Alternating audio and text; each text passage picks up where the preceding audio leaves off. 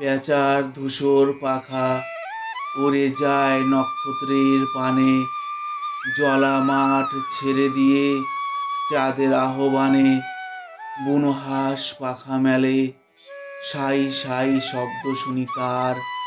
1 2 3 4 অজস্র অপার রাত্রির কিনার দিয়ে তাহাদের ক্ষিপ্র ডানা ঝাড়া ইঞ্জিনের মতো শব্দে ছুটিতেছে ছুটিতেছে তারা। তারপর পড়ে থাকে নক্ষত্রের বিশাল আকাশ, হাঁসের গায়ের ঘ্রাণ, দু একটা কল্পনার হাঁস। মনে পড়ে কবেকার পাড়াগার অরুণিমা সান্যালের মুখ। উরুক উরুক তারা, পৌষের জ্যোৎস্নায় নীরবে উরুক। কল্পনার হাঁস সব, পৃথিবীর সব ধ্বনি, সব রং মুছে গেলে পর।